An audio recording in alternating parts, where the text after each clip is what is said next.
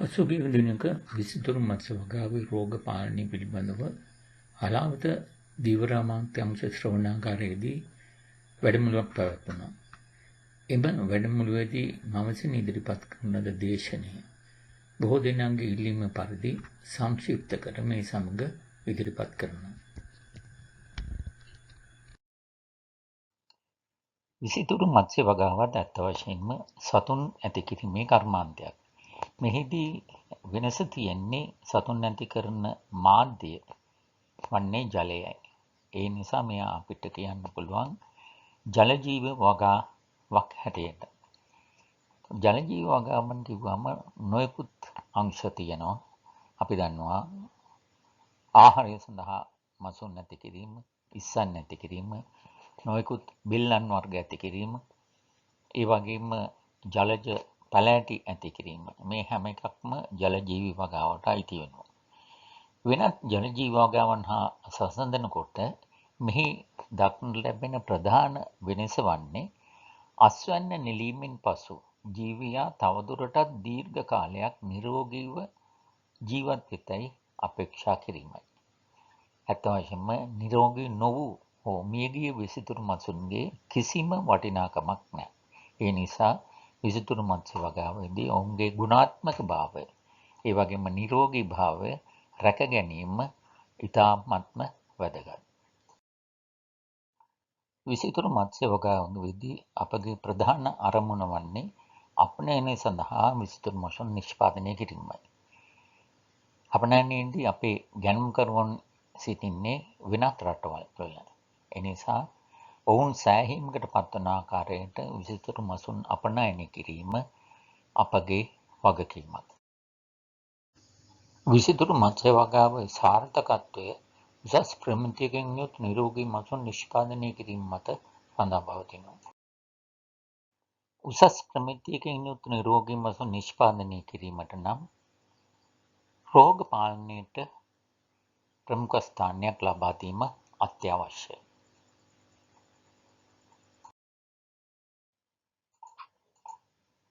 මත්ස්‍ය වගාවේ රෝග පාලනය පිළිබඳව සාකච්ඡා කිරීමේදී රෝග වළක්වා ගැනීම පිළියමේදීමට වඩා අගනේය, නැත්නම් prevention is better than cure යන කියමනේ මතක් වෙනවා. ඇතෙන්ම මෙම කියමන මිනිසාට වැළඳෙන රෝග සඳහා භාවිත වුවත් මත්ස්‍ය රෝග ගැන සලකන විට මෙය වඩාත් සුදුසු බව කියන්න පුළුවන්. අපි ඇති කරන මත්ස්‍යන්ට යම් රෝගයක් වැළඳුනොත් ඒ සඳහා ප්‍රතිකර්ම කිරීම ගොඩබිම ජීවත් වන සතුන්ගේ රෝගවලට ප්‍රතිකර්ම කරනවට වැඩිය අපහසුයි. අපි දන්නවා ගොඩබිම ජීවත් වන සතුන්ට නම් රෝගයක් වැළඳුනොත් ආහාරත් සමග බෙහෙත් දෙන්න පුළුවන්. ආහාර ගන්නේ නැත්නම් බඩෙන් හෝ කවවන්න පුළුවන්. ඒ වගේම එන්නත් කිරීම කරන්න පුළුවන්. නමුත් මේ විසිතුරු මසුන් රෝගවලට භාජනය වුණොත් ඒ රෝගී වූ මසුන් ආහාර ගන්නේ නැති නිසා ඒ ප්‍රතිකර්මය තරමක් අපහසු වෙනවා.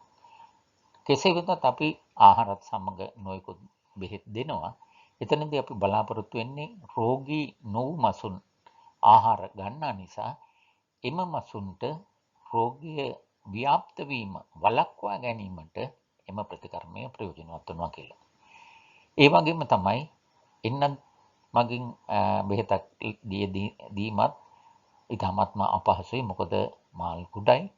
මාළු සංඛ්‍යාව බැලුවොත් 100 ගණනක් වෙන්න පුළුවන්. ඉතින් ප්‍රායෝගිකව ඒ මසුන් එන්නත් කිරීම ඉතාමත්ම අපහසුයි. ඒ අනුව බලනකොට අපිට ඉතුරු වෙලා තියෙන්නේ ඔවුන් ජීවත් වෙන පරිසරයට, එහෙම නැත්නම් ජලයට යම්කිසි බෙහෙතක් යොදා රෝග පාලනය කර ගැනීම. මේ අනුව බලනකොට පැහැදිලිව පෙනෙනවා මේ මත්ස්‍යන්ට රෝගයක් වැළඳුනොත් ඊට ප්‍රතිකර්ම කිරීම ඊටමත්ම අපහසුයි කියලා. බොහෝ වෙලාවට ප්‍රතිකර්ම යෙදුවත් සිද්ධ වෙන්නේ ඒ රෝගය සනීප වනවට වඩා සැඟවී යන එකක්. රෝගය සැඟවී යනවා, ටික කලකින් නැවතත් රෝගය මතුවෙනවා. අන්න ඒ වගේ දෙයක් සිද්ධ වෙන්න පුළුවන්. ඉතින් මේ නිසා ඇත්තටම මේ මත්ස්‍යන්ට වැළඳෙන රෝග වළක්වා ගැනීමට පුළුවන් නම් එය ඉතාමත්ම ප්‍රයෝජනවත් වෙනවා. ඒ නිසා ඇත්තටම අපි කළ යුත්තේ රෝග වළක්වා ගැනීමට ගත හැකි සෑම පියවරක්ම ගැනීමයි. මත්ස්‍ය රෝග වළක්වා ගත හැක්කේ කෙසේද? මේ සඳහා රෝගයක් ඇතිවීමට තුඩු දෙන සාධක පිළිබඳව පැහැදිලි අවබෝධයක් ලබා ගැනීම අත්‍යවශ්‍ය වෙනවා. මත්ස්‍යන්ට රෝග ඇතිවීම කිසිසේත්ම අහම්බෙන් සිදුවන කාර්යාවලියක් නෙමෙයි. මේ සඳහා යම් යම් සාධක බලපානවා. මත්ස්‍ය රෝග ඇතිවීම ඇත්ත වශයෙන්ම ප්‍රධාන සාධක තුනක අන්තර් සම්බන්ධතාවය මත සිදුවෙන්නක් බව පෙනී ගිහින් තියෙනවා.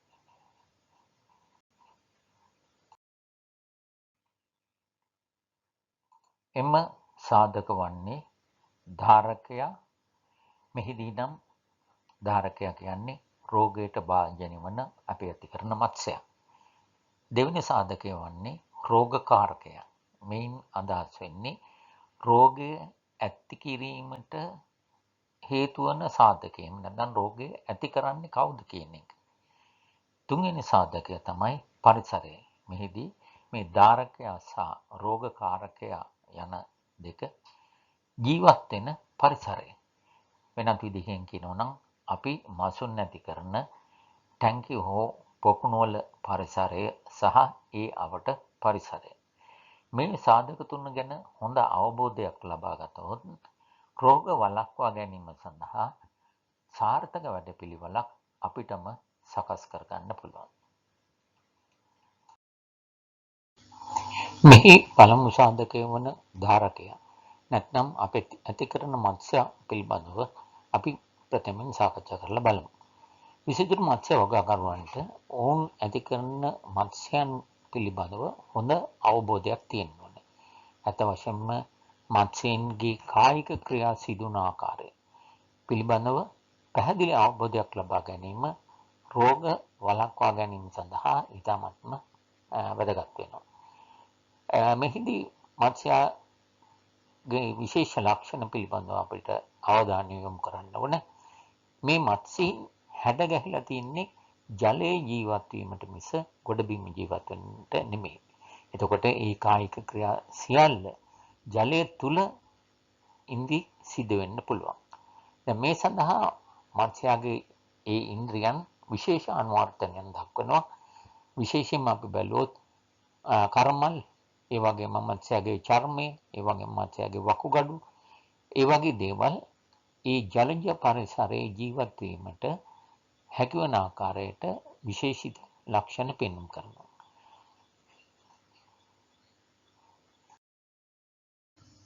මත්ස්‍යගේ කර්මල් වලින් සිදුවන කෘත්‍යයන් මොනවාද?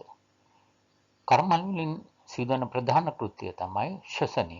මෙහිදී ජලයේ දීවලා තියෙන ඔක්සිජන් කර්මල් හරහා ගමන් කර මාළුවගේ රුධිරයේ දී වෙනවා. ඊට පස්සේ ඒවා පාටකවලට ලබා දෙනවා. ඒ වගේම ශ්වසනයෙන් උත්පාදනය වන කාබන් ඩයොක්සයිඩ් කර්මල් හරහා පිටතට ඉවත් කරනවා. කර්මල් වලින් සිදුවන ප්‍රධාන කෘත්‍ය මේ වුණත් ඊට අමතරව තවත් කෘත්‍යයන් ගණනාවක් මේකෙන් සිද්ධ වෙනවා. අපි කිව්වොත් මත්ස්‍යයන්ගේ බහිස්රාවය සිදු වෙන්නේ කර්මල් හරහා. ඒ වගේම ජල පාලනය, එහෙම නැත්නම් අයන හුමාරු ඔස්මෝ රෙගුලේෂන් කියන එක. ඒක සිද්ධ වෙන්නේ කර්මල් වලින්. මේ අනුව බලන විට කර්මල් ඊටාත්ම වැදගත් අවයවයක්. මේකින් නොයෙකුත් කෘත්‍යයන් සිදු වෙනවා. එතකොට යම් හේකින් මත්ස්‍යගේ කර්මල් වලට කිසියම් හානියක් සිදු වුණොත් මත්ස්‍යයා මිය යන්නේ ශ්වසනය කිරීම අපහසු වීමට වඩා මාළුවගේ ඇඟේ තියෙන ජලය පාලනය කර ගැනීම අපහසු වීමෙන් කියලා පෙනී ගිහිලා තියෙනවා.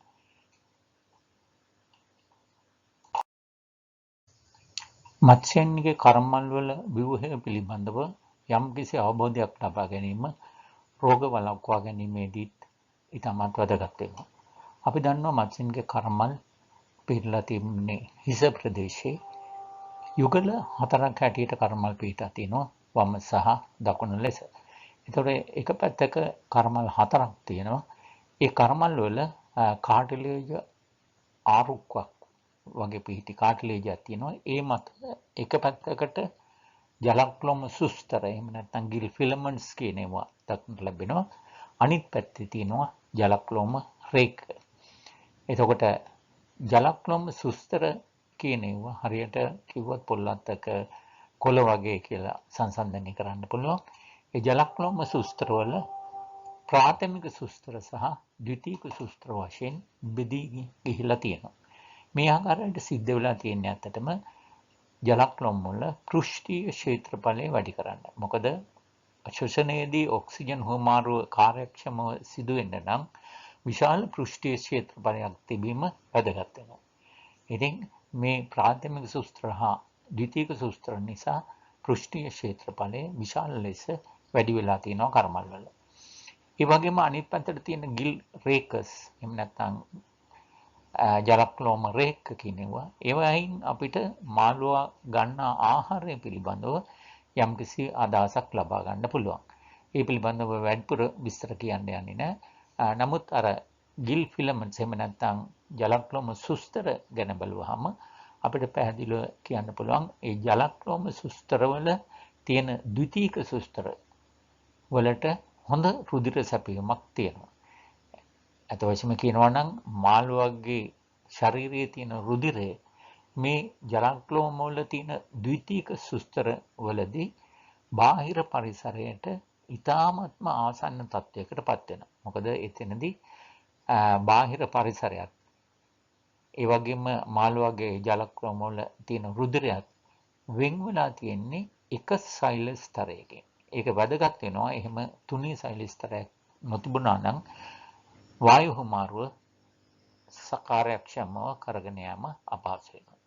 ඉතින් මෙතනදී අපි කල්පනා කරලා බැලුවොත් මේ කර්මල් පිහිටලා තියෙන ආකාරය පිළිබඳව අපි දන්නවා කර්මල් මේ විදිහට හිස ප්‍රදේශයේ කුහර දෙකක පිහිටලා තියෙන්නේ. ඒවා ඊට පස්සේ පිදානයකින් වහිලා තියෙනවා. එතකොට පිදානයකින් වහිලා තියෙන නිසා අපිට පිටතට කර්මල් පෙනෙන්නේ නැහැ. යම් එකකින් අපි ඒ පිදාන ඉවත් කළොත් අපිට පැහැදිලිව කර්මල් බලා ගන්න පුළුවන්. මේ පරිසරය ගැන හිතනකොට අපිට පැහැදිලිවම පේන දෙයක් තමයි කර්මල් වල පෘෂ්ඨීය ක්ෂේත්‍රඵලය විශාල පෘෂ්ඨීය ක්ෂේත්‍රඵලයක් තියෙනවා. ඒ වගේම මාළුව හුස්ම ගැනීමේදී කටට ජලය අරගෙන මේ කර්මල් හරහා ගමන් කරනවා. එතකොට හොඳ ඔක්සිජන් සැපීමකුත් මෙම පරිසරයේ තියෙනවා. එතකොට ආරක්ෂාවත් ලැබිලා තියෙනවා පිදානයේ හන්දා. එතකොට මේ අනුව බලන විට මේ කර්මල් වෙනත් ජීවීන්ටත් ජීවත් වෙන්න හොඳ පරිසරයක් ලබා දෙනවා. ඒ නිසා අපි දන්නවා කර්මල් ගැන කතා කරනකොට හුඟක් වෙලාවට අපි කියනවා කර්මල් වල නොයෙකුත් පරපෝෂිතයින් ඉන්නවා, නොයෙකුත් බැක්ටීරියා රෝග ඒ වගේ දේවල් සුලභයි කියලා. ඒකට හේතු වෙලා තියෙන්නේ මේ තියෙන පෘෂ්ඨීය ක්ෂේත්‍රඵලය වැඩිවීමත් ඒ වගේම ජල සැපීම වැඩිවීමත් ඒ මගින් ආහාර ජලයත් එක්ක ආහාර එනවා. ඒ වගේ දේවල් සැපීම නිසා ඊටමත් මේ පරිසරය වෙනස් සතුන්ට ජීවත් වෙන්න හුඟක්ම හොඳයි.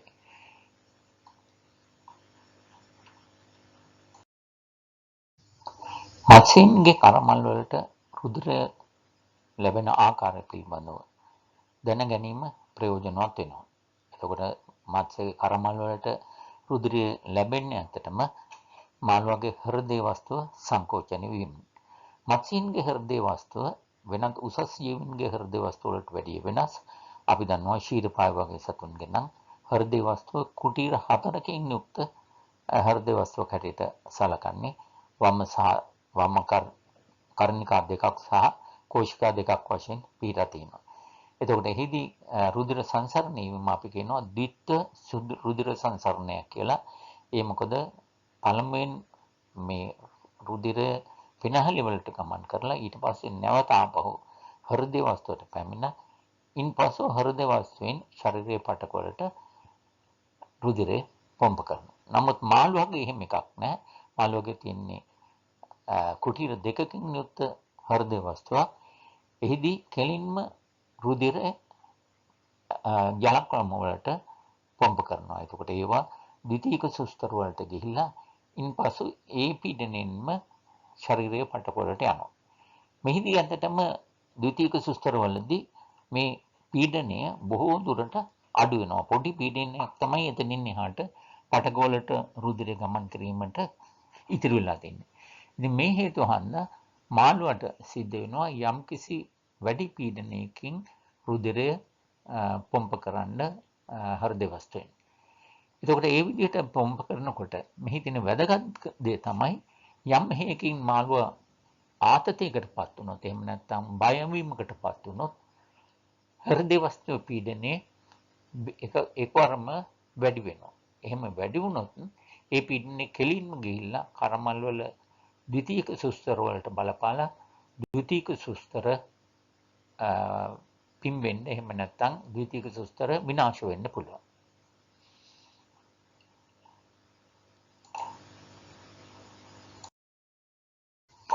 මේ නිසා අපි මසුන් නැති කිරීමේදී මත්ස්‍යයන් බියවීමකට හෝ දැඩි ආතතියකට පත් වුණොත් ඔවුන්ගේ හෘද ස්පන්දනයේ වේගවත් වන නිසා රුධිර පීඩනය වැඩි වෙලා එම පීඩනය මගින් කර්මල් වල ද්විතීයික සුස්තර හානි කරන්න පුළුවන්. ඒ නිසා ඇත්තටම අපි මාළුව ඇති කරනකොට මාළුවාගේ ඒ ගුණාත්මක භාවය පවත්වාගෙන යාමටත් එහෙම නැත්නම් රෝග වළක්වා ගැනීමටත් මේ ඔවුන් දැඩි ආතතියකට පත්වීම වළක්වා ගැනීමට කටයුතු කරන්න ඕනේ.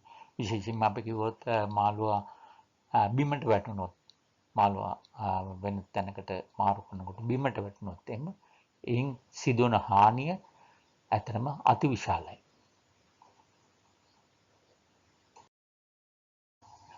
රෝග වළක්වා ගැනීමේදී මත්ස්‍යයාගේ චර්මයෙන් ලැබෙන ආරක්ෂාව පිළිබඳව අවබෝධ කර ගැනීම වැදගත්. ඇත්ත වශයෙන්ම මත්ස්‍යයන් ජීවත් වෙන පරිසරයේ ඕනතරම් රෝගකාරකයන් ඉන්න පුළුවන්. නමුත් බාහිර රෝගකාරකයන් වුණාට මත්ස්‍යයින්ට ලෙඩක් වැළඳෙන්නේ නැහැ. ලෙඩක් වැළඳීමට නම් මෙම රෝගකාරකයන් මත්ස්‍යයාගේ ශරීරය තුලට ඇතුල් වෙන්න ඕන. එතකොට මේ රෝගකාරකයන් ශරීරය තුලට ඇතුල් වීම වළැක්වීමට ප්‍රයෝජනවත් වෙලා තියෙන්නේ මෙම මත්ස්‍යයන්ගේ චර්මය.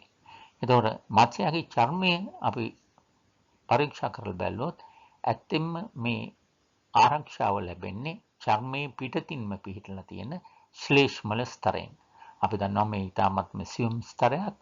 මෙම ශ්ලේෂ්මල ස්තරය යම් හේකින් විනාශ වුණොත් ඒ තුලින් ඒ විනාශ වෙච්ච තැනින් රෝගකාරකයන් මත්ස්‍යයාගේ ඇඟ ඇතුළට ගමන් කරලා රෝග ඇති කරන්න පුළුවන්. ඒ නිසා අපි මසුන් ඇති කිරීමේදී මේ චර්මයේ ශ්ලේෂ්මල ස්තරය ආරක්ෂා වන ආකාරයට කටයුතු කිරීම රෝග වළක්වා ගැනීමට ඉතාමත්ම වැදගත් වෙනවා.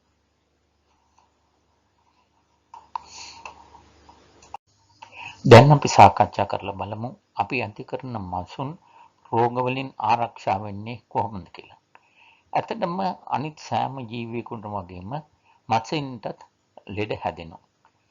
ඒ වගේම තමයි අනිත් ජීවීන්ට වගේම මත්ස්‍යයින්ටත් ඒ වැළඳෙන රෝග වලින් ආරක්ෂා කිරීමේ හැකියාවක් ස්වභාවිකවම ලැබිලා තියෙනවා.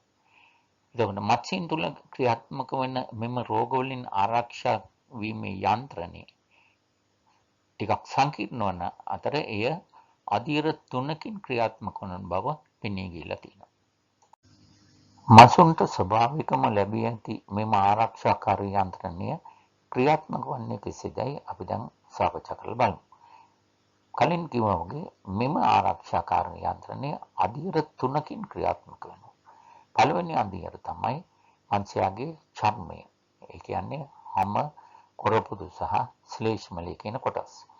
ඇත්තෙන්ම චර්මය රෝගකාරකයන් ශරීරය තුළට ඇතුල් වීම වළක්වා ගැනීමට කටයුතු කරනවා. අපි දන්නවා මත්ස්‍යයන් ජීවත් වෙන පරිසරයේ ඕනතරම් රෝගකාරකයන් තියෙන්න පුළුවන්. එහෙම බාහිරව රෝගකාරකයන් තිබුණයි කියලා මත්ස්‍යයාට රෝගයක් වැළඳෙන්නේ නැහැ. රෝගය ඇතිවීමට නම් මේ රෝගකාරකයන් ශරීරය තුළට ඇතුල් වෙන්න ඕනේ. එතකොට චර්මය මගින් මෙම රෝගකාරකයන් ශරීරය තුළට ඇතුල් වීම වළක්වා ගැනීමට කටයුතු කරනවා. විශේෂයෙන්ම මේ සඳහා වැදගත් වෙන්නේ චර්මයේ බාහිරවම පිහිට ඇති ශ්ලේෂ්මල ස්තරය. එතකොට මෙහි දෙවෙනි අදියර තමයි මත්ස්‍යයාගේ ශරීරය තුළ සිදුවන කායික ක්‍රියා. අපි කියමු යම්කිසි හේතුවක් නිසා මෙම ශ්ලේෂ්මල ස්තරය හරහා රෝගකාරකයක් ශරීරය තුළට ඇතුල් වුණත් අනිවාර්යයෙන්ම මත්ස්‍යයෙන් ලෙඩවීමක් සිද්ධ වෙන්නේ නැහැ. ඊට හේතුව තමයි ශරීරය තුළ සිදුවන යම් යම් ක්‍රියාකාරකම් මගින් මෙම රෝගකාරකයන් විනාශ කර දැමීමට හැකියාවක් තිබීමයි. ඊට උදාහරණයක් හැටියට කියන්න පුළුවන් මත්ස්‍යන්ගේ රුධිරයේ සුදු රුධිරාණු වලට බැක්ටීරියා, වෛරස් වැනි රෝගකාරකයන් භක්ෂණය කර විනාශ කර දැමීමේ හැකියාවක් තියෙනවා. ඒ වගේම තමයි ශරීරය තුළට ඇතුල් වන සමහර පරපෝෂිතයන් විනාශ කර දැමීමට හැකියාවක් නැතිනම් ඒවට කෝෂ්ඨස්‍රාවය කර ඒ තුළ සිර කර අනිත් පද්ධතිය වලින් වෙන් කර තබා ගැනීමට උත්සාහ කරනවා. ඒ වගේම තමයි ශරීරය තුළට ඇතුල් විය හැකි විෂ වර්ග අක්මාව තුළින් බින දමා ඒවා ඉවත් කර ගැනීමට කටයුතු කරනවා. මෙම ආරක්ෂාකාරී යන්ත්‍රණයේ තුන්වෙනි අදියර ප්‍රතිශක්තිකරණ පද්ධතිය. වෙනත් බොහෝ ජීවීන්ට වගේම මත්ස්‍යයන්ටත් වෛරස්, බැක්ටීරියා සහ පරපෝෂිතයන් වැනි රෝගකාරකයන්ට විරුද්ධව ප්‍රතිශක්තිකරණයක් ගොඩනගා ගැනීමේ හැකියාවක් තියෙනවා. කෙසේ වෙතත් ඔවුන්ගේ ප්‍රතිශක්තිකරණ පද්ධතිය උසස් ජීවීන්ගේ තරම් ශක්තිමත් වෙන්නේ නැහැ. ඒ නිසා මෙහින් ලැබෙන ආරක්ෂාව සීමා සහිතයි. කෙසේ වෙතත් නිවැරදි වගකීම් අනුගමනය කරමින් මසුන් ඇති කරන්නේ නම් රෝගවලින් ආරක්ෂා වීමට මෙම යන්ත්‍රණය හොඳටම ප්‍රමාණවත් බව පෙනී ගිහිල්ලා තියෙනවා. නුසුදුසු වගා තත්ත්වයට ඇති මසුන් ඇති කිරීමේදී ඔවුන් දැඩි ආතතියකට ලක් වෙන නිසා රෝගවලින් ආරක්ෂා වීමේ මෙම යන්ත්‍රණය දුර්වල වී මසුන් රෝගවලට ගොදුරු වීමේ හැකියාවක් තියෙනවා.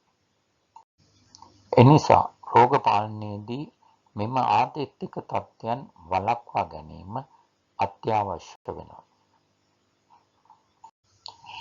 මසුන් අසහනයකට පත් කරන ඕනෑම දෙයක් ආතතික තත්ත්වයක් ලෙස හඳුන්වන්න පුළුවන්. උදාහරණ කියනවා නම් නුසුදුසු ජලය, නුසුදුසු ආහාර, මසුන් ඇල්ලීමේදී හා ප්‍රවාහනයේදී සිදුවන හානි, පාර ජම්බුල කිරණ වලට නිරාවරණය වීම, මේ වගේ කටයුතු හැම දෙයක්ම මසුන් අසහනයකට පත්වන නිසා ආතතික තත්ත්වයන් ලෙස හඳුන්වන්න පුළුවන්. හොඳයි, දැන් අපි රෝගයක් ඇති කිරීමට තුඩු දෙන සාධක අතරින් දෙවෙනි සාධකය වන රෝගකාරකයා පිළිබඳව සාකච්ඡා කරලා බලමු. රෝගකාරකයා කියන්නේ මොකක්ද? ඒකෙන් ඇත්තම කියන්නේ රෝගයක් ඇතිවීමට බලපාන සාධක. එහෙම නැත්නම් කවුද රෝග ඇති කරන්නේ කියන එක. මේ යටතේ අපිට දක්නට ලැබෙන සුලභ රෝගකාරකයන් හතරක් දන්නවා. මම හිතන්නේ මේක කවුරුත් දන්නවා කියලා. අපිට උනත් මිනිසාට උනත් මේ කියන රෝගකාරකයන් හතර නිසා රෝග ඇති වෙනවා. ඒවා තමයි වෛරස්, බැක්ටීරියා, පරපෝෂිතයන් සහ දිලිර. ඒතර මේ කියන සාධක හතරම අපි සලකනවා තවත් ජීවියෙක් හැටියට. මේදී වෛරස් පිළිබඳව පොඩි ප්‍රශ්නයක් තියෙනවා. ජීවියෙක්ද අජීවියෙක්ද කියන එක. නමුත් අපි මෙතනදී සලකනවා වෛරස් කියන්නේ ජීවියෙක් හැටියට. එතකොට ඒ හේතු හන්දා මෙම රෝගකාරකයන් ජෛවීය රෝගකාරකයන් ලෙස හඳුන්වනවා. එතකොට මේ ජෛවීය රෝගකාරකයන්ගෙන් ඇතිවන රෝග අපි කියනවා බෝමන රෝග කියලා. මොකද ඒ රෝගකාරකයන් නිසා මේ රෝගය එක සතෙකුගෙන් තව සතෙකුට, එහෙම නැත්නම් එක ජීවියෙකුගෙන් තව ජීවියෙකුට ව්‍යාප්ත වෙලා යන්න පුළුවන්. එහෙම නැත්නම් බෝ වෙලා යන්න පුළුවන්. ඒ නිසා අපි කියනවා මේවා ජෛවීය රෝගකාරකයන් ලෙස. ජීවීන්ට රෝග ඇති වෙන්නේ මෙම සාධක හතන් මගින් පමණක්ද? නෑ. මීට අමතරව රෝගකාරකයන් ලෙස ක්‍රියා කරන වෙනත් සාධකක් තියෙනවා. උදාහරණයක් හැටියට අපි මසුන් ඇල්ලීමේදී හා ප්‍රවාහනයේදී සිදුවන පීඩාවන් නිසා මසුන් මිය යනවා නම් එතනදී අපි රෝගකාරකය හැටියට සලකන්නේ මසුන් ඇල්ලීමේදී හා ප්‍රවාහනයේදී සිදුවන පීඩාවන්. ඒ වගේම හදිසි උෂ්ණත්ව වෙනස් වීම නිසා මාළුවා මිය ගියොත්, එහෙම නැත්නම් අසනීප වුණොත් එතනදී රෝගකාරකයා වෙන්නේ හදිස්සියේ වෙනස් වන උෂ්ණත්වය. ඒ වගේම පාර ජම්බුල කිරණ වැනි විකරණයන් නිසා ඇතිවන පීඩාවන් හේතුවෙන් මසුන් මිය යනවා නම් එහෙම නැත්නම් රෝග ඇති වෙනවා නම් එතනදී රෝගකාරකය වෙන්නේ පාරජම්බුල කිරණ. එතකොට මේ විදිහට සලකනකොට මේ කියන රෝගකාරකයන් අපිට කියන්න පුළුවන් භෞතික රෝගකාරකයන් කියලා. මොකද මේ සියලුම සාධක භෞතික සාධක නිසා. මීට අමතරව මසුන්ට රෝග ඇති කරන තවත් සාධක තියෙනවා. උදාහරණයක් හැටියට අපි කිව්වොත් ආහාරයේ පෝෂණ ඌනතාවයන් ඇති වුණොත්, අපි කියමු විටමින් ඌනතාවයක් කියලා. විටමින් ඌනතාවයක් ඇති වුණොත් මසුන් ලෙඩ වෙන්න පුළුවන්. එහෙම ලෙඩ වුණොත් එවැනි අවස්ථාවකදී රෝගකාරකයා වන්නේ විටමින් ඌනතාවය. එහෙම නැත්නම් විටමින් අඩුවීම. ඒ වගේම තමයි අපි දෙන ආහාරයේ දිලීර වර්ධනය වෙලා එහෙම නැත්නම් මුඩු වෙලා තිබුණොත් එම ආහාරවල තියෙන නොයෙකුත් විෂ වර්ග, විශේෂයෙන්ම ඇෆ්ලාටොක්සින් වැනි විෂ වර්ග මගින් මත්ස්‍යයන් රෝගවලට ගොදුරු වෙන්න පුළුවන්. එතකොට එවැනි සාධක නිසා මත්ස්‍යයා රෝගයට භාජනය වෙනවා නම් එතනදී රෝගකාරකයන් වෙන්නේ අර මුඩු හා විශේෂ ආහාර දීම. ඒ වගේම ඔබ මාළුවෙකුට යම්කිසි ප්‍රතිකර්මයක් කරනකොට, උදාහරණයක් ඇටියට අපි කියමුකෝ ෆෝමලින් හරි එහෙම නැත්නම් කොන්ඩිස් වගේ දෙයක් භාවිතා කරනකොට මාත්‍රාව වැඩි වෙලා මාළුවා මිය ගියොත් බැරිලා. එවැනි අවස්ථාවකදී අපිට කියන්න වෙනවා රෝගකාරකයා හැටියට සලකන්නේ අධිමාත්‍රාවක් වශයෙන් ඒ යොදපු රසායන ද්‍රව්‍ය. තවත් උදාහරණ කියනවා නම් ජලයේ ගුණාංග මත්ස්‍යන්ට නුසුදුසු ආකාරයට වෙනස් වීම නිසා මාත්‍යා රෝගී තත්ත්වයට හොගොත් මිය යාමටපත් වෙනවා නම් එතකොට ඒ රෝගකාරකයන් වන්නේ ජලයේ වෙනස් වූ ගුණාංග. ඉතින් මේවා ඇත්තටම මේ කියපු සාධක සියල්ල අපි කියනවා රසායනික රෝගකාරකයන් ලෙස හඳුන්වන්න පුළුවන්. එතකොට භෞතික හා රසායනික රෝගකාරකයන් බෝ නොවන රෝග ඇති කරනවා. එතකොට කලින් මම කිව්වා බෝ වන රෝග ඇති කරන්නේ අර බැක්ටීරියා, වෛරස්, පරපෝෂිතයන් හා දිලීර කියන සාධක මගින් කියලා. එතකොට බෝ නොවන රෝග ඇති වෙනවා රසායනික රෝගකාරකයන් සහ භෞතික රෝගකාරකයන් නිසා. එතකොට අපි මසුන් ඇති කිරීමේදී මේ සියලුම රෝගකාරකයන් ගැන සැලකිලිමත් වෙන්න ඕනේ. රෝග පාලනයේදී මෙම සියලුම රෝගකාරකයන් වගා පද්ධතියට ඇතුළීම වළක්වා ගැනීමට කටයුතු කළ යුතුයි. මත්ස්‍යයන්ට රෝග ඇති කිරීමට බලපාන සාධක අතරින් තුන්වන සාධකය වන පරිසරය ගැන අපි සාකච්ඡා කරලා බලමු. එතකොට මෙහිදී පරිසරය කියන්නේ අපේ මත්ස්‍යයත් රෝගකාරකයත් ජීවත් වෙන අපි මසුන් ඇති කරන ටැංකිය හෝ පොකුණුවල පරිසරයයි. මෙහිදී ධාරකයත් රෝගකාරකයත් මෙම පරිසරය තුළ එකිනෙකා පරදවමින් ඉස්මතු වීමට නිරන්තර තරංගයක යෙදී සිටිනවා. එතකොට මෙම තරංගෙන් ජය ගනු ලබන්නේ කවුද කියන එක තීරණය කරන්නේ පරිසරයයි. මේ පරිසරය මාළුවාට වාසි සහගත විදිහට අපි පවත්වාගෙන යනවා නම් මාළුවා තව තවත් ශක්තිමත් වී රෝගකාරකයන් දුර්වල කර සාර්ථකව රෝග වළක්වා ගැනීමෙන් ජීවත් වෙන්න මාළුවාට පුළුවන් වෙනවා. ඒ වගේම තමයි අනිත් පැත්තට මේ පරිසරය රෝගකාරකයන්ට වාසි සහගත ආකාරයට නම් තියෙන්නේ. එතකොට රෝගකාරකින්ගේ ඝනත්වය එන්න වැඩි වෙලා මාළුවා දුර්වල කරලා අවසානයේදී මත්ස්‍යයා රෝග නිසා මිය යාමට වුණත් පුළුවන්. ඉතින් යම් පද්ධතියක දිගටම රෝගකාරකයන් සිටියත් පරිසරයේ මත්ස්‍යයන්ට වාසි සහගත ලෙස පවත්වා ගන්නේ නම් එම මත්ස්‍යයන්ට නිරෝගීව සිටීම අපහසු වන්නේ නැහැ. අපි දන්නවා ඕනෑම පරිසරයක රෝගකාරකයන් තියෙනවා. එතකොට රෝගකාරකයන් උන්න පමණින් මත්ස්‍යයන් රෝගවලට භාජනය වෙන්නේ නැහැ. එතකොට පරිසරයේ මත්ස්‍යයාට වාසි සහගත විදිහට නම් තියෙන්නේ. මත්ස්‍යයාට පුළුවන් ඒ රෝගකාරකයන් පාලනය කරගෙන සාර්ථකව ජීවත් වෙන්න.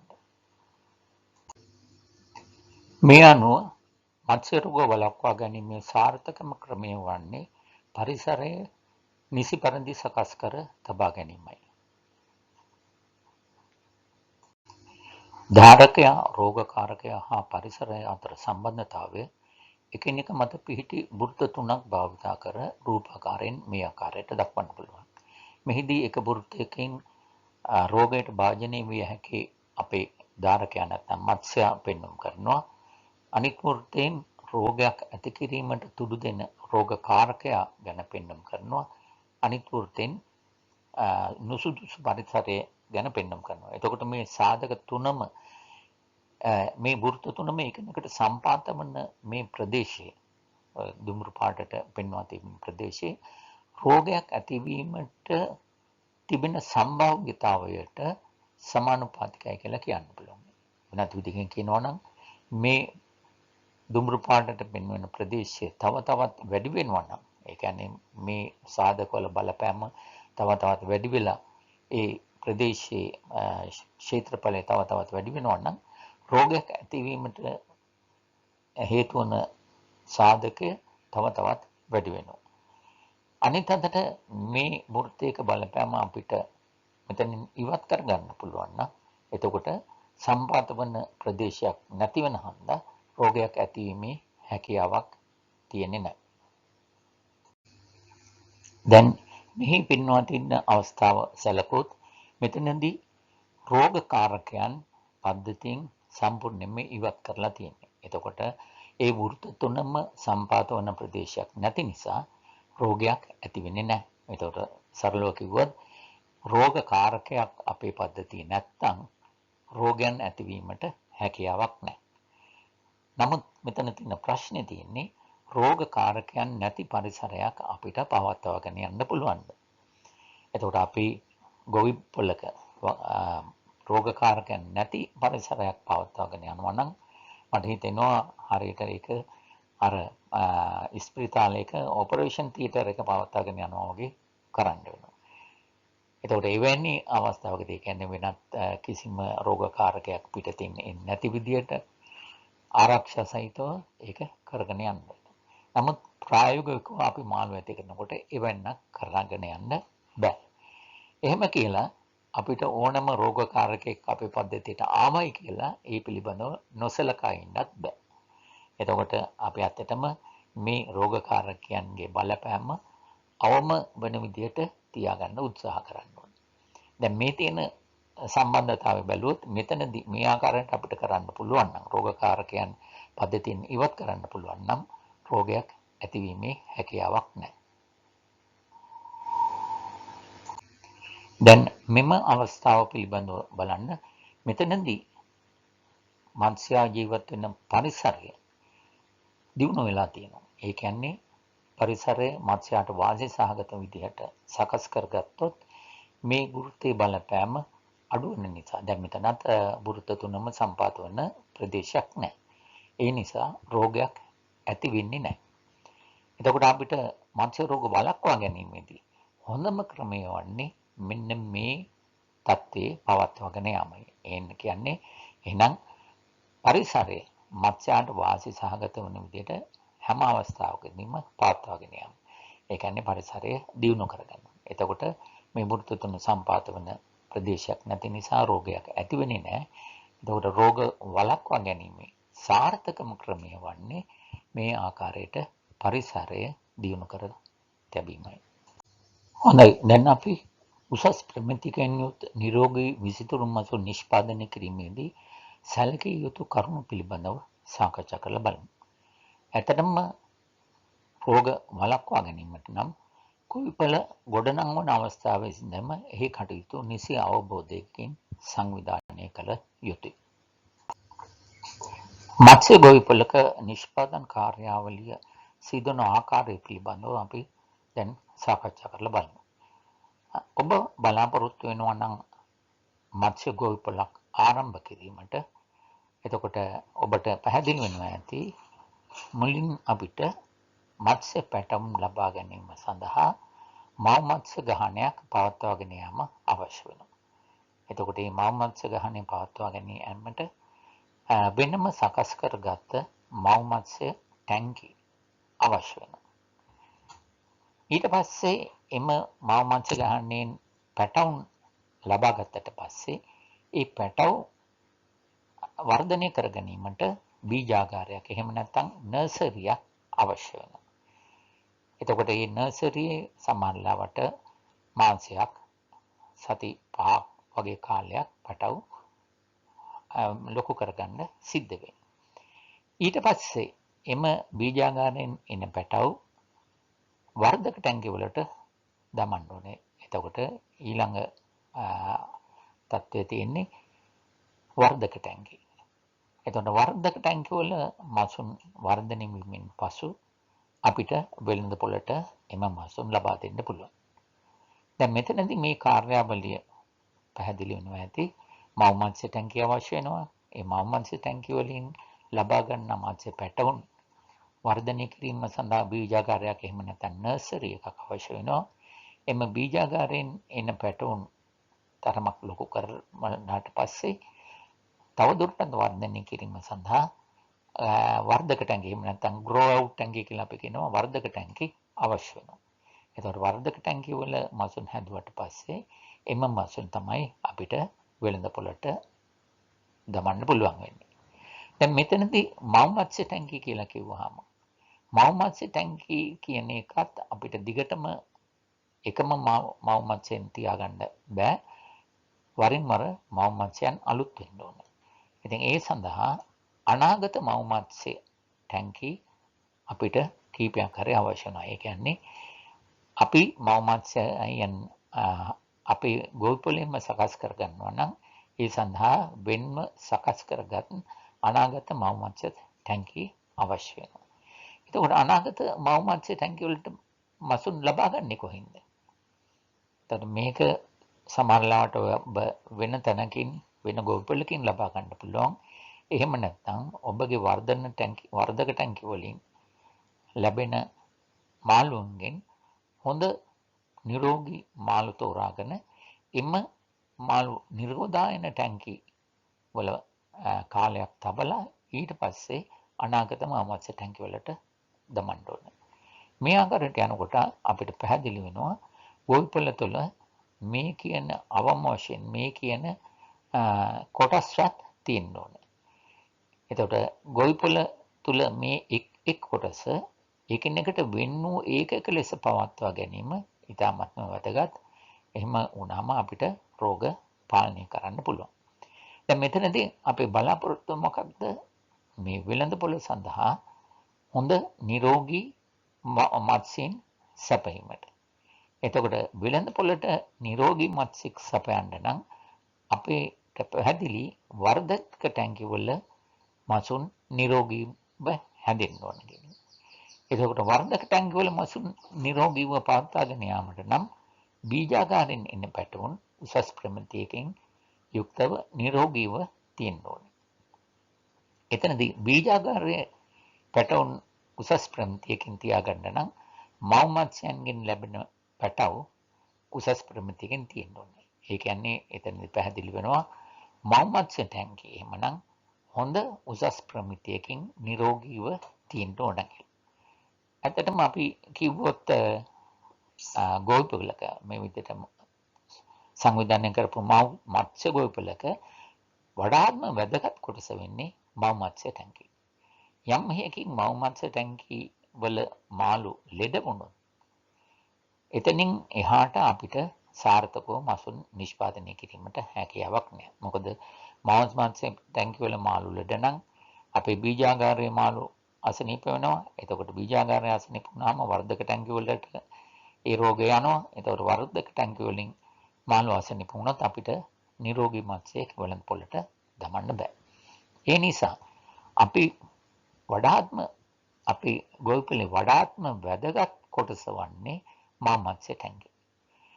එහෙමනම් අපිට මේ මව් මත්ස්‍ය ටැංකිය හරියාකාරව පවත්වාගෙන යාම පිළිබඳව හොඳ අවබෝධයක් තියෙන්න ඕනේ. එතකොට මෙතනදී තව දෙයක් පැහැදිලි මව් මත්ස්‍ය ටැංකිය වල මසුන් නිරෝගීව පවත්වා ගන්න යාමට නම් අනාගත මව් මත්ස්‍ය ටැංකිය වල ඉන්න මාළු නිරෝගීව තියෙන්න ඕනේ. එතකොට මේ කියන කොටස් දෙක අනාගත මව් මත්ස්‍ය ටැංකිය සහ මව් මත්ස්‍ය ටැංකිය ගොවිපළේ හදවත හැටියට සලකන්න පුළුවන්. ඒක එච්චරටම වැදගත්.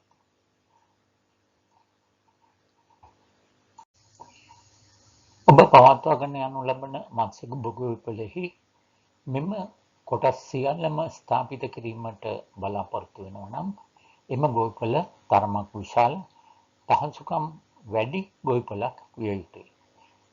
සමහරක් අවස්ථාවලදී කෙනෙක් හිතන්න පුළුවන් ඔහු මෙම නිෂ්පාදන කාර්යාවලියේ කොටසක් පමණක් සිදු කරනවා කියලා. ඒ කියන්නේ ඒක වගාකරුවෙකුට හිතන්න පුළුවන් ඔහු අනාගත මව්මත්ස්‍ය ටැංකි සහ බීජාගාරයේ පමණක් කරගෙන ගිහින් මත්ස්‍ය පැටව් නිෂ්පාදනය කරලා එම පැටව් වර්ධක ටැංකි පවත්වාගෙන යන කෙනෙකුට විකුණනවා කියලා. ඒ වගේම තව කෙනෙක් හිතන්න පුළුවන් මම කරන්නේ වර්ධක ටැංකි පවත්වාගෙන යන එක පමණයි. මට අවශ්‍ය මත්ස්‍ය පැටවුන් බීජාගාරය පවත්වාගෙන යන කෙනෙකුගෙන් මිලදීගෙන වර්ධක ටැංකි වල ඒවා ලොකු කරලා වෙළඳ පොළට දමනවා කියලා. ඉතින් මේ මොන කාර්යාවලිය කළත් මේ එක් කොටසේ ඉන්න මසුන් නිරෝගීව සහ ක්‍රමානුකූලව පවත්වා ගන්න යා යුතුයි. විසිතුරු මත්ස්‍ය වගාවේ රෝග පාලනයේදී අත්‍යවශ්‍යයෙන්ම අවධානය යොමු කළ යුතු කරුණු කිහිපයක් මෙහි සඳහන් කරනවා. මව් මත්ස්‍ය ටැංකි, පැටව් ටැංකි, වර්ධක ටැංකි නිසි ලෙස පවත්වාගෙන යාම. එතකොට ජලීය ගුණාංග ඇති කරන මත්ස්‍යයට සුදුසු පරිදි නිසි ලෙස පවත්වාගෙන යාම. නිසි පරිදි ආහාර දීම, නිසි පරිදි අස්වනු නෙලීම හා මසුන් ප්‍රවාහනය. මෙම ඡායාරූපයෙන් පෙන්වුම් කරන්නේ විසිතුරු මත්ස්‍ය වගාව කරගෙන යන ගොවිපළක්. මේ ගොවිපළේ එක එක කොටස් වෙන වෙනම පවත්වාගෙන යන ආකාරයක් පෙන්වුම් කරනවා. දැන් මේ ඡායාරූපයේ පෙන්වන ප්‍රදේශයේ එම ගොවිපළේ මව් මත්ස්‍ය ටැංකි පවත්වාගෙන යන ප්‍රදේශය. බලන්නේ මේ මව් මත්ස්‍ය ටැංකි හොඳට පිළිවෙලකට සකස් කරලා තියෙන බවක් පෙනී යනවා. මෙහි පෙන්වුම් කරලා තින්නේ එම ගොවිපළේම මව් මත්ස්‍ය ටැංකියක සමීප ඡායාරූපයක්. ඒ ටැංකි ක්‍රමාත් ආකාරයකට සකස් කරන ඇති බවක් පෙනී යනවා. මෙහි පෙන්වුම් කරලා තියෙන්නේ විසිතුරු මත්ස්‍ය වගාව කරගෙන යාමට අලුතින් සකස් කරන ලද ටැංකි සමූහයක්. ඇත්තටම යම් කිසි ක්‍රමයකට පිළිවෙලකට මේ ටැංකි සකස් කර ඇති බවක් පේනවා. නමුත් මෙහි සමහර අඩුපාඩුත් තියෙනවා. උදාහරණයක් හැටියට අපි බැලුවොත් මේ ටැංකි වල ජලය පිට කරන බටේ එහෙම නැත්නම් අවුට්ලට් එක තියලා තින්නේ ටැංකිය මැද්දේ. ඒ විදිහට වුණාම ඒ බටේ අපිට ගලවන්න හෝ සවි කරන්න අවශ්‍ය වුණොත් ඒ ටැංකියට බැහැලා ඒ කාර්යය කරන්න සිදු වෙනවා. මේක අඩුපාඩුවක්. එම බටේ ටැංකියේ කෙළවරක මුල්ලකට කිට්ටු වෙන්න තිබුණා නම් ටැංකියට බහින්නේ නැතුව අපිට ඒ ජලයේ ඉවත් කිරීම වගේ දේවල් කරන්න පුළුවන්. ඒ වගේම මේ මැද්දෙන් පිටලා තියෙන බටේ නිසා මසුන් ඇල්ලීම යම් කිසි තරමකට හරි අපහසු වෙන්න පුළුවන්. මෙහි පෙන්වුම් කරලා තියෙන්නේ විසිතුරු මත්ස්‍ය වගාව කරගෙන යාමට සකස් කරන ලද ගොවිපළක්. ඇත්තටම මේ ගොවිපළ නම් අත්හැරලා දාපු ගොවිපළක්දයි සැක හිතෙනවා. කොහොම වුණත් මෙවැනි ගොවිපළකින් නම් මෙහි පරිසරය අපි ඇති කරන මාළුන්ට වාසි සහගත ලෙස පවත්වාගෙන යාමක් නම් කිසිසේත්ම කරන්න බෑ. පැහැදිලිව පේනවා කාණු පද්ධතිය සම්පූර්ණයෙන්ම ගරා වැටිලා, ආවරණ දැල් සම්පූර්ණයෙන්ම කැඩිලා. ඒ වගේ වෙනකොට පරිසරය ඇත්තටම මාළුවට වාසි සහගත වෙන්නේ නැහැ. වාසි සහගත වෙන්නේ රෝගකාරකයින්ට පමණයි. මෙහි පෙන්වුම් කරලා තියෙන්නේ එම ගොවිපළේම තවත් කොටසක්. ඇත්තටම මේ වගේ ගොවිපළකින් නම් නිරෝගී විසිතුරු මසු නිෂ්පාදනය කිරීමක් කරන්න බෑ.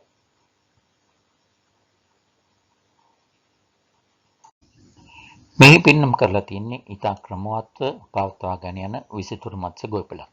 මෙවැනි ගොවිපළකින් නම් උසස් ප්‍රමිතින් යුත් විසිතුරු මත්ස්‍ය නිෂ්පාදනය කිරීම අපහසු වන්නේ නැහැ. ඉතින් ඔබ කල්පනා කරලා බලන්න ඔබගේ ගොවිපළ මොන ආකාරයටද පවත්වාගෙන යා යුත්තේ කියලා. අර කලින් පෙන්නපු ගොවිපළ ආකාරයටද නැත්නම් මේ වගේ ගොවිපලක්ද කියන එක ඔබට තීරණය කරන්න පුළුවන්. මත්ස්‍ය වගාවේ යෙදෙන ඔබට ප්‍රශ්න කිහිපයක් ඉදිරිපත් කිරීමට මම බලාපොරොත්තු වෙනවා. මත්ස්‍ය වගාකරුවෙකු ලෙස පහත සඳහන් ප්‍රශ්න වලට ඔබ දෙන පිළිතුරු මොනවාද? ඒක ඔබ මසුන් ඇති කරන පොකුණු හෝ ටැංකිය එක් වගා චක්‍රයක් අවසානයේදී එහි රැඳී සිටිය හැකි ජෛවික රෝගකාරකයන් විනාශ කර දැමීම සඳහා සම්පූර්ණ පොකුණම හෝ ටැංකියම ප්‍රමාණවත් කාලයක් වියලා ගත්තේද? එක් වගා චක්‍රයක් අවසානයේදී පොකුණ පතුලේ අධික ලෙස එකතු වී තිබිය හැකි රොන්මඩ ඉවත් කිරීමට පියවර ගත්තේද? පොකුණු හෝ ටැංකිවලට ජලය පිරවීමේදී එම ජලය සමග රෝගකාරකයන් වගා පද්ධතියට ඇතුළු වීම වළක්වා ගැනීමට ප්‍රමාණවත් තරම් ආරක්ෂාකාරී පියවරවල් ගත්තේද? ඔබගේ පොකුණු හෝ ටැංකි තුල මසුන් තැන්පත් කිරීමේදී අනුමත ඝනත්වයේ ඉක්මවා නොයනසේ මසුන් තැන්පත් කිරීමට වග බලා ගත්තේද? ඔබගේ පොකුණු හෝ ටැංකි තුල මසුන් තැන්පත් කිරීමේදී නිරෝගී ශක්තිමත් මසුන් තැන්පත් කළ බවට ඔබ සෑහීමකට පත්වන්නේද? වගා චක්‍රය තුළ ඔබගේ පොකුණු හෝ ටැංකිවල ජලීය තත්ත්වයන්, ඒ කියන්නේ උෂ්ණත්වය, ජීවී ඇති ඔක්සිජන් ප්‍රමාණය, pH අගය, කඨිනත්වය, නයිට්‍රයිට්, ඇමෝනියා ආදිය වගා කරන මත්ස්‍ය විශේෂයට අනුව ප්‍රශස්ත තත්ත්වයේ පවත්වාගෙන යාමට අවශ්‍ය පියවර ගත්තේද? ඔබගේ මත්ස්‍යයන්ට ආහාර දීමේදී උසස් ප්‍රමිතියකින් යුත් ආහාර ලබා දීමට වග බලා ගත්තේද? ඔබගේ මත්ස්‍යයන්ට ආහාර දීමේදී අඩුවෙන් ආහාර දීමත් වැඩියෙන් ආහාර දීමත් යන දෙකම වළක්වා ගැනීමට පියවර ගත්තේද? ඔබගේ වගා පද්ධතියට විලප්‍රිය සතුන්, ඒ කියන්නේ ගෙම්බා, දියබරියා, කොක්කු වැනි මසුන් ආහාරයට ගන්නා පක්ෂීන් ඇතුළීම වළක්වා ගැනීමට ප්‍රමාණවත් පියවර ගත්තේද? මසුන් ඇල්ලීමේදී හා ප්‍රවාහනයේදී සිදුවන ආතතිය හා හානි අවම කර ගැනීමට අවශ්‍ය පියවර ගත්තේද?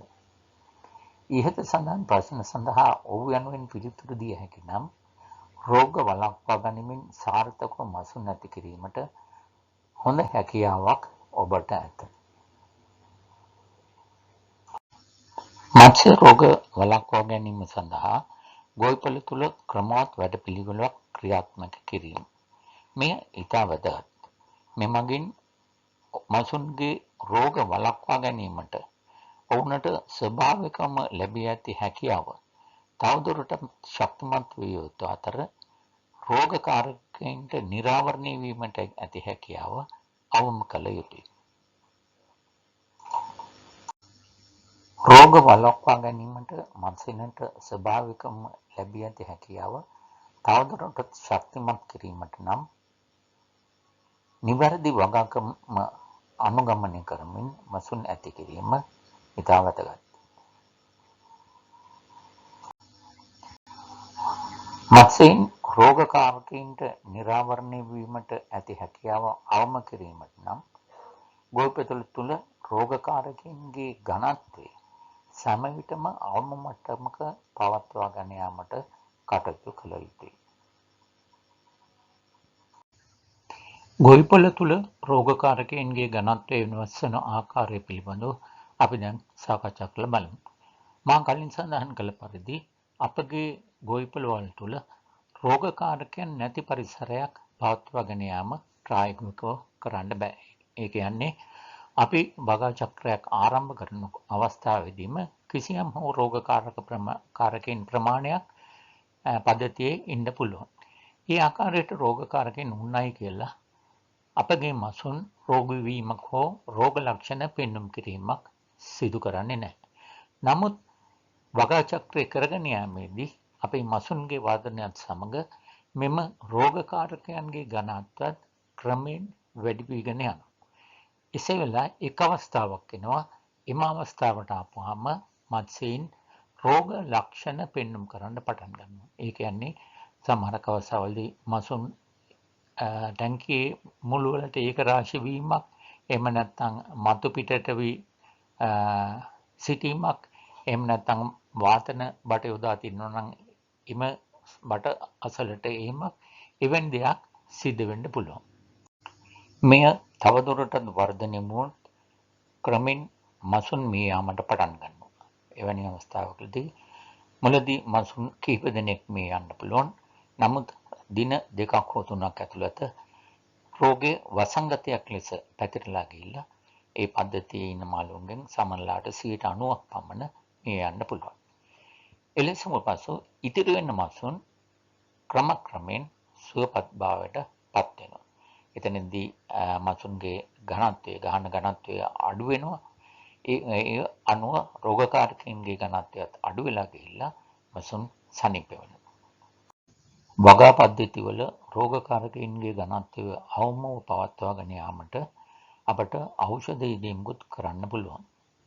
මෙහිදී බොහෝ රෝග සඳහා භාවිත කළ හැකි යම් ඖෂධයක් තියෙනවා නම් එම ඖෂධය යෙදීමෙන් රෝගකාරකයන්ගේ ඝනත්වය එක්වරම පහතට හෙලන්න පුළුවන්. නමුත් ඖෂධයේ බලපෑම අඩු වුණාට පස්සේ නැවතත් මෙම රෝගකාරකයන්ගේ ඝනත්වය ක්‍රමයෙන් වැඩි වෙන්න පුළුවන්. මේ සඳහා සමහරවිට සති 2ක් 3ක් වගේ කාලයක් යන්න පුළුවන්. ඉතින් බොහෝ වගාකරුවන් භාවිත කරන ක්‍රමයක් වන්නේ මෙවැනි ඖෂධයක් සති 2කින් 2කට තමන්ගේ වගා පද්ධතිවලේ ටැංකි වලට යෙදීමයි. එතකොට මෙවැනි ප්‍රතිකර්මයක් අපි කියනවා රෝග වළක්වා ගැනීමේ ප්‍රතිකර්ම කියලා. එහෙම නැත්නම් ප්‍රොෆිලැක්ටික් ට්‍රීට්මන්ට් කියලා කියනවා. රෝග වළක්වා ගැනීමේ ප්‍රතිකර්ම යෙදීමේදී එක් දිනක් තුල සම්පූර්ණ වගා පද්ධතියේ සීලම ටැංකිවලට ප්‍රතිකර්ම යෙදීම වඩාත් ඵලදායී වෙනවා. විසිතුරු මත්ස්‍ය වගාව පරිසර හිතකාමී හා සමාජයේ පිළිගත් ආකාරයකට පවත්වාගෙන යාම එහි තිරසාර සංවර්ධනයට අත්‍යවශ්‍ය වෙනවා.